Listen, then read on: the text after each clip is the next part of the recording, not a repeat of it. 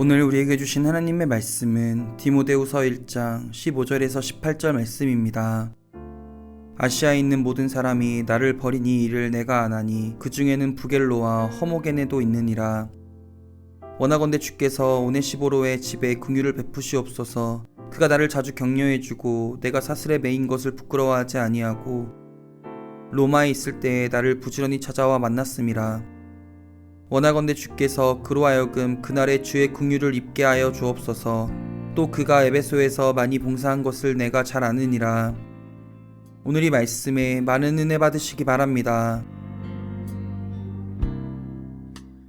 우리가 바울의 서신들을 읽을 때 볼 수 있는 것들은 바울이 가지고 있는 인간적인 모습들을 우리가 볼 수 있습니다.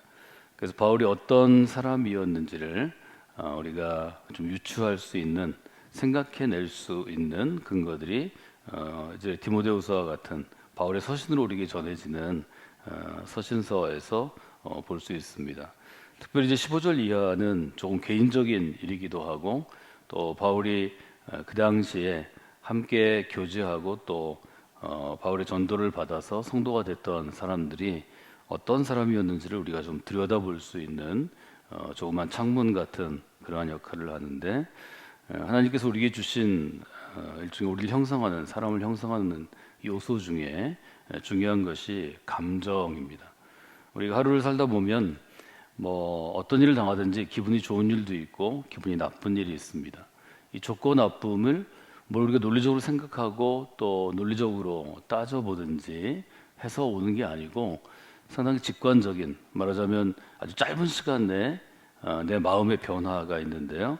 이 희노애락을 경험하는 일종의 센스가 우리의 감성의 영역 가운데 있고, 또 마음이 그 일을 관장한다고 우리가 뭐 마음이 눈에 딱 보이는 것처럼 손가락 발가락처럼 보이는 인체의 부분은 아니지만 보이지 않는 이제 사람을 형성하는 하나의 요소로 우리가 보고 있습니다. 동일하게 바울에게도 이 감정의 영역이 굉장히 민감하게 작동하는 그러한 일종의 사람이었다 하는 것을 우리가 볼 수 있습니다. 특별히 교회 공동체는 여러 사람들이 어울려서 함께 무엇인가를 하는데, 우리가 흔히 하나님의 일, 그래서 하나님의 사역 이렇게 표현하는데요. 뭐 우리가 함께 모이든 어떤 훈련을 하든 어떤 봉사를 하든 어떤 일을 하든지 같은 일을 할 때 리더가 되어서 혹은 함께 참여하는 자가 되어서 함께 일하는 사람들을 기분 좋게 하면서 일하는 사람이 있고, 어떤 사람은 일을 맡겨놓기만 하면 함께 일하는 사람들의 마음을 아주 특별하게 불편하게 해서 다시는 목사님, 제가 저 사람하고는 같이 일하지 않겠습니다, 뭐 이런 이야기를 듣게 하는 사람들이 있습니다. 할 수 있으면 같은 일을 해도 성도들이 이분과 같이 일을 하면 참 기분도 좋고 의미가 있으니까 제가 함께 하고 싶습니다.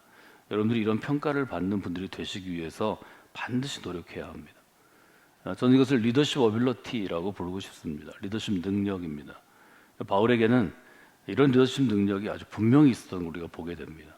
물론 바울과 함께 일하다 싸운 사람도 있고 헤어진 사람도 있고 또 바울과 좋지 않은 관계를 가진 사람도 있지만, 바울을 따르고 존경하고 함께하는 사람들은 인간이 보일 수 있는 최고의 충성심을 보였고 헌신도를 보였고, 바울을 위해 기꺼이 고난을 감수하는, 말하자면 그리스도를 위해 고난을 받는 것과 같은 그런 공동체를 사실은 바울은 형성하고 있습니다. 예수님과 예수님의 제자들의 숫자나 충성도나 역동성보다 예수님 겨우 3년 남짓 젊은 청년들과 함께 하셨는데, 바울은 아주 다양한 인종과 다양한 문화와 다양한 도시 속에서 수많은 사람들과 30년을 교회를 세웠기 때문에 이 점들을 여러분들이 좀 돌아보시면 좋을 것 같습니다. 이것은 특별히 어떤 훈련에 의지해서 사람이 잘 바뀌어지지는 않습니다. 타고난 자세, 또 타고난 말투, 타고난 마음 씀씀이 아무리 훈련을 해도 잘 바뀌어지지 않는 것을 저는 보게 됩니다. 이것을 이기는 단 하나의 방법은 바울이 늘 얘기했듯이 빌립보서 2장 5절에 있는 말씀처럼 너는 이 마음을 품으라. 이는 그리스도 예수의 마음이니. 제일 중요한 것은 마음입니다. 그리스도 예수의 마음을 품으면 여러 가지 일들이 동시에 사실은 잘 해결됩니다. 빌립보서 2장 1절로부터 그리스도 찬양시로 불리우는 바울이 남긴 서신 중에 가장 아름다운 이 부분은 이 마음의 문제를 다룹니다. 여러분, 그리스도 안에 무슨 권면이나 사랑의 무슨 위로나 성령의 교제나 긍휼이나 자비가 있거든 마음을 같이 하여 같은 사랑을 가지고 뜻을 합하여 한 마음을 품어야 합니다. 한 마음을 품다는 것은 어떤 것인가요? 어떤 일을 할 때 다투입니다. 다투기 위해서가 아니라 허영으로 하지 말고, 아니 나 잘났어, 내 잘하지, 지 자랑을 하지 말고 오직 겸손한 마음으로 자기보다 남을 낮게 여기고, 남을 낮게 여긴다는 것은 자기 일보다 다른 사람 일을 돌보려고 노력하는 것입니다. 이런 사람과 같이 있으면 그 안에 우리가 그토록 바라는 하나님의 나라가 이렇게 형성되겠구나 하는 좋은 교훈과 가르침과 훈련을 받게 됩니다. 오늘 나와서 내가 할 기도는 하나님, 오늘 하루 제가 믿음의 사람으로 살기를 원합니다. 제가 그리스도의 사람이 되었습니다. 예수의 마음을 품게 하시고 그 마음 가는 대로 생활하고 살게 하여 주시옵소서. 여러분이 아주 근본적인 기도를 붙잡으면 여러분이 원치 않아도 하나님이 여러분을 다듬어 가시기 때문에 하나님의 뜻, 하나님의 선택, 하나님의 결정에 의해서 부르신 사람은 하나님이 친히 다스리시기 때문에 반드시 여러분에게 변화가 있습니다. 그런데 여러분의 기본 자세가 나를 백지처럼 또는 나를 진흙덩이처럼 주님이 빚으시도록 하나님이 빚으시도록 내어드리지 않으면, 이 내어드림의 부분이 헌신인데요, 내어드리지 않으면 하나님이 다듬기 어렵습니다. 하나님이 교회 공동체를 통해서 우리처럼 모난 돌들을 다듬어 가시는데 이 부분들을 여러분들이 잘 생각하셔야 합니다. 내가 앞서고 내 판단으로, 내 능력으로, 내 지식으로 다른 사람을 재단하거나 다듬을 수 없습니다. 그것은 인간의 영역이 아닙니다. 사람의 마음을 다듬고 성품을 다듬고 그 삶 전체를 다듬는 것은 주님이 하실 일입니다. 믿음이란 주님이 하실 일은 주님께 맡기고 내가 감당할 일은 내가 하는 것입니다. 여기 혼선이 있으면 좋은 믿음 생활을 할 수 없습니다. 바울에게도 그를 버린 사람들이 있고 그와 함께해서 좋은 관계를 가진 사람이 있었습니다. 우리가 흔히 생각하는 것은 우리 자신이 어떤 슈퍼맨과 같은 모든 것을 다 아는 사람이 되는 것인데 세상에 그런 일은 없습니다. 내가 아무리 바르게 해도, 내가 아무리 믿음으로 살아도 나를 싫어하는 사람들이 있습니다. 나는 잘 맞지 않는 사람이 있습니다. 나를 욕하는 사람이 있습니다. 15절에 보면 바울은 아시아에 있는 모든 사람이 나를 버렸다 이렇게 표현합니다. 어떤 구체적인 상황이 있는지는 우리가 알 수 없습니다. 그러나 이 일을 내가 안 하니, 디모데도 아는 일을 당했는데 그것은 아시아에 있는 여기는 모든 사람이라고 표현했지만 일종의 교회 안에 이미 들어와서 그리스도에게 충성을 맹세하고 바울의 리더십에 복종하고 교회 공동체를 이루었던 성도들이 아마 바울을 버린 일들이 있었던 것 같습니다. 얼마나 가슴에 맺혔든지 이름까지 얘기합니다. 버렸다는 것은 곧 교회 안에서 배신을 하든 믿음의 배신을 하든 인간관계를 배신한 것입니다. 여기 말하는 아시아는 지금의 5대양 6대주, 지금의 유럽과 아시아의 구분이 아니고 당시의 중심은 로마였기 때문에 로마 제국을 중심으로 구분해서 지금의 일종의 소아시아 지역입니다. 터키 지역입니다. 여기는 에베소가 아주 중심이었죠. 에베소를 중심으로 터키 쪽이 있고 바다를 건너면 빌립보가 나옵니다. 바다를 건너서 빌립보는 그 당시 유럽에 속해 있는 것이고 에베소를 중심한 터키 지역, 우리가 얘기하는 7교회가 있는 계시록 7교회가 있는 지역은 대부분 그 당시 아시아로 불리우는 소아시아 지역이었습니다. 하여튼 이곳에서 바울이 자기를 돌보지 아니하고 다른 사람의 유익을 위해 헌신하고 봉사하고 복음 전도하고 교회를 세웠죠. 특별히 에베소에서 3년 가까이 있었기 때문에 우리는 에베소에서 바울이 제일 많은 시간을 보냈다 이렇게 생각합니다. 두 번째로 많은 시간을 보낸 도시는 어떤 도시였죠? 고린도입니다. 고린도에서 1년 반 정도를 머물렀습니다. 바울이 사역했던 30년 가까운 세월 가운데 정확히 따지면 20몇 년 정도 학자에 따라 추정하는데 제일 많은 시간을 에베소에서 보냈고 그 다음이 고린도입니다. 그 다음이 사역보다는 감옥에 갇혀있던 로마에서의 생활입니다. 그래서 에베소, 고린도, 로마는 바울에게서 가장 중요한 곳이고 대부분의 바울 서신이 이곳에 있는 감옥이나 이곳에 있는 바울의 활동 영역, 여러분 개척교회 터전에서 쓰여진 것도 여러분이 기억하시면 좋을 것 같습니다. 학절에 들어서 15절을 주석할 때 무엇 때문에 바울이 버림받아서 이렇게 큰 상처가 됐나 이렇게 얘기를 하는데, 아마 이것은 처음에는 유대인이면서 유대인 사회에서 신앙을 받아들이고 그리스도인 된 사람이 많았기 때문에 이들이 바울에게 가까이 가면 갈수록, 교회에 열심히면 열수록 제일 먼저 직장에서 어려움을 당했을 것입니다. 그 당시에 대부분 가족 중심으로 일하는 조그만 사업들이 많았을 텐데, 이 사람이 유대교의 같은 가족이었는데 이 사람이 그리스도인이 되면 불편해지죠. 결국 불이익을 받게 됩니다. 직장에서 쫓겨나든지 집에서 쫓겨나든지, 또 사람은 자기의 일종의 네트워크가 있는데 같이 밥 먹고 뭐 같이 영화도 보고 이런 문화생활을 하는 그룹에서 쫓겨나면 외롭고 힘들죠. 이것들이 아마 문제가 돼서 집단적으로 바울이 버림을 받은 그런 일이 있지 않았을까 우리가 돌아볼 수 있습니다. 여러분 지금도 마찬가지입니다. 믿는 집에서 태어난 사람들은 내가 교회 나오는 것, 또 믿음으로 봉사하는 것을 자연스럽게 박수 받으면서 칭찬 받으면서 용돈 받으면서 할 수 있는 것이 얼마나 감사한지를 알아야 합니다. 여러분 이것을 당연한 것으로 여기면 안 됩니다.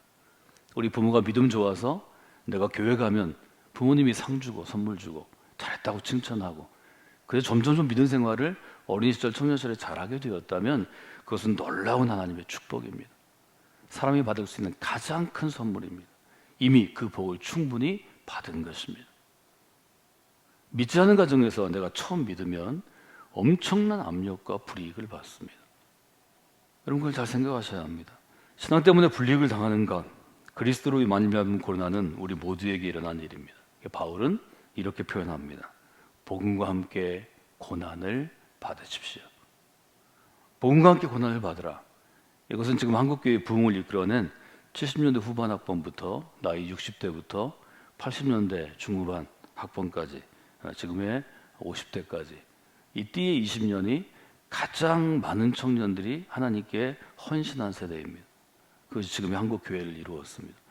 이 중에 수만 명이 목사가 되었고 선교사가 되었고 교회 안에 평신도 사역자가 되었습니다. 평생을 헌신한 사람도 많이 있습니다. 1970년대 80년대 한국교회에 믿음 있는 청년들 일으켜 세운 단 하나의 메시지가 있다면 저는 복음을 따라 고난을 받으라. 우리가 함께 묵상했던 디모데후서의 핵심입니다. 7절에 이렇게 되어 있죠. 하나님이 믿는 우리에게 주신 것은 두려워하는 마음이 아닙니다. 하나님이 우리에게 주신 것은 능력입니다. 사랑입니다. 절제입니다. 그러므로 너는 내가 우리 주를 증언함과 주를 위하여 갇힌 자 된 나를 부끄러워하지 말고 오직 하나님의 능력을 따라 복음과 함께 고난을 받으라. 여러분이 아무리 하나님을 오래 믿어도, 여러분이 아주 큰 일을 감당해도 오래 믿을수록 큰 일을 감당할수록 고난의 강도는 더 세지는 것입니다. 고난의 두께는 더 두꺼워지는 것입니다. 그리스도의 믿음은 복음으로 인해 받는 고난과 함께 세워집니다. 평탄한 신앙생활은 없습니다.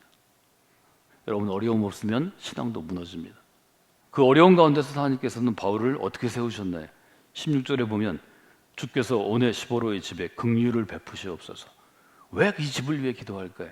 이 집이라는 것은 그 당시로 보면 가까운 가족, 부모, 자녀를 뛰어넘어서 큰아버지, 작은아버지, 큰 공동체, 대가족이죠. 거기서 집에서 일하는 사람까지 작으면 수십 명이고 큰 집이면 100명 넘는 수많은 사람들입니다. 오네시포로 한 사람이 아니라 그의 집을 위해서 기도하고 그 축복합니다. 하나님의 긍휼을 이 집에 주시기를 원합니다. 우리로 얘기하면 5인 가족, 4인 가족, 1인 가족이 아니고 적어도 수십 명의 집단입니다. 이분들이 바울에게 어떤 일을 했기 때문에 바울이 특정한 이 사람을 위해 기도할까요? 첫 번째, 그들은 바울을 자주 격려해 주었다 이렇게 표현합니다. 그가 나를 자주 격려해 주고, 하나님이 사람이 하는 것은 하나님의 사람을 격려하는 일입니다. 이때 격려하다라는 뜻이 옛 성경 번역 1957년에 번역한 개역 옛날 한글판에는 이렇게 되어 있습니다. 저가 나를 자주 유쾌하게 하고. 이 번역을 격려로 했는데 저는 전에 번역이 훨씬 더 일종의 어의를 살린, 단어의 뜻을 살린 좋은 번역이라고 생각합니다. 여기 쓰인 헬라어 단어의 뜻은 어떤 것인가 하면 서늘하게 하다라는 뜻입니다. 서늘하게 하다는 것은 곧 시원하게 하다는 것입니다. 그래서 우리가 더운 날 냉장고에 있는 시원한 물을 먹으면 아주 뼛속까지, 마음속까지 시원하다 이런 표현을 쓰는데요. 마치 속이 시원해지는 것 같은 그런 것입니다. 바울이 다른 사람들의, 아시아의 모든 사람의 버림을 받고 지쳐있고 억울하고 아쉽고 하나님을 향해서 정말 원망하고 싶을 정도로 고통스러웠을 때, 아주 깔아져서 쓰러져 있을 때, 그때 오네시포로의 집에 있는 누군가가 그를 찾아와서 한여름 시원한 물처럼 그를 깨어나게 했다는 것입니다. 여러분이 복음 안에 서서 복음과 함께 고난을 받으면 고난당하는 일이 쉽지 않고 어렵지만 고난당할 때 동일하게 하나님이 여러분을 유쾌하게 하십니다. 여러분을 붙잡아 주십니다. 한여름의 시원한 냉수처럼 여러분을 붙잡아 주시는 그 서늘함을, 그 유쾌함을 경험한 하루가 되시기를 원합니다. 제가 전에 설교할 때 이 부분을 마음을 시원하게 해주는 사람, 이렇게 설교했습니다. 기도하셔야 합니다. 하나님, 오늘 제가 만나는 어떤 그리스도인에게 그의 마음을 시원케 하는 역할을 제가 감당케 하여 주시옵소서. 여러분 기도하실 때 하나님 여러분을 그렇게 사용하십니다. 그렇게 쓰임받는 오늘 하루가 되시기를 주님의 이름으로 축원해 드립니다.